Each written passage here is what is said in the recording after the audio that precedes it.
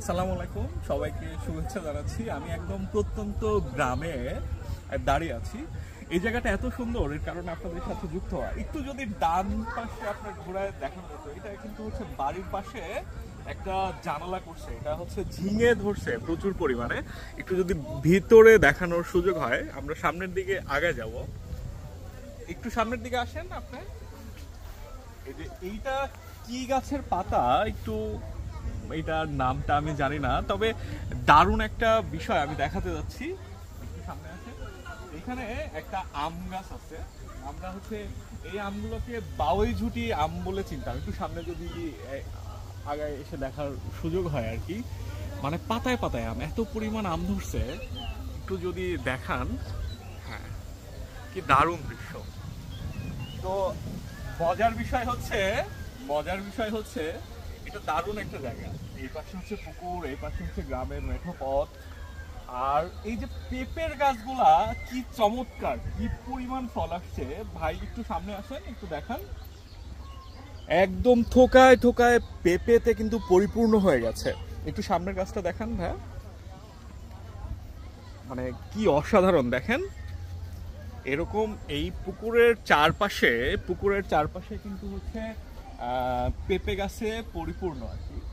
আর আমি এখন যে জায়গাটিতে দাঁড়িয়ে আছি, এইটা হচ্ছে সিরাজগঞ্জের নওগাঁ এলাকা। এখানে একটা বিশেষ মাজার আছে।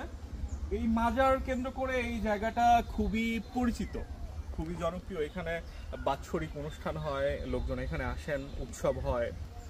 তো এই জায়গাটা আসলে কিন্তু অনেক সুন্দর। এই মানে চারপাশে মাঠ, একটু একটু ওইদিকে একটু দেখানোর যদি সুযোগ হয়।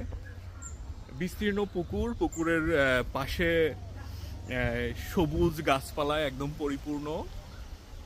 একটু দেখান, হ্যাঁ।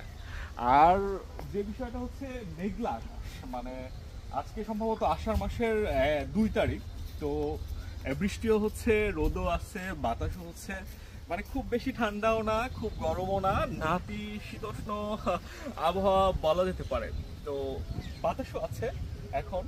তো দারুণ এই মনোমুগ্ধকর পরিবেশে, সুন্দর এই জায়গায় ভাবলাম আপনাদের সাথে একটু গল্প করি। তো আজকে এখানে আসার মূল কারণ, আমার এক প্রিয় বন্ধু, আমার ছোটবেলার বন্ধু রুহুলের বিয়ে। সেই কারণে এখানে আসার সুযোগ হয়েছে। আমরা খাওয়া দাওয়া শেষ করেছি, শেষ করে একটু ঘোরার জন্য আসছি। তো এত সুন্দর জায়গা দেখে কথা বলার লোভ সামলাতে পারলাম না, সেই কারণে যুক্ত হওয়া। তো আসলে এখানকার যে গ্রামীণ অর্থনীতি, এখানকার মানুষের যে জীবন জীবিকা, মানে মূলত কিন্তু কৃষি কেন্দ্রিক। যে মাঠগুলো আছে, এখানে প্রচুর পরিমাণে শাক সবজি ফলের আবাদ হয়। এবং যে মূল যে আবাদ, এখানে সম্ভবত ধানের চাষ হয় আর কি। আর এদিককার পুকুরগুলোতে হচ্ছে বাংলা মাছের চাষ বেশি হয়। এর পাশাপাশি যে ছোট মাছগুলো, গুলশা, টেংরা বা এই প্রজাতির যে মাছগুলো আছে, এগুলা চাষ করে। এবং পাশাপাশি ছোটখাটো ব্যবসা, বিভিন্ন ধরনের বিনিয়োগ করে এইখানকার মানুষ মূলত তাদের সুন্দর জীবনযাপন করে।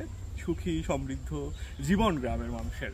আর মুক্ত পরিবেশ, সুন্দর বাতাস, একদম বিশুদ্ধ বাতাস আর কি। তারা সেই অক্সিজেন গ্রহণ করে এবং তারা কিন্তু সেরকম সমৃদ্ধ হয় মনে প্রাণে। তো দারুণ এই জায়গা থেকে আমি হচ্ছে বিদায় নিচ্ছি এখন। সালামু আলাইকুম।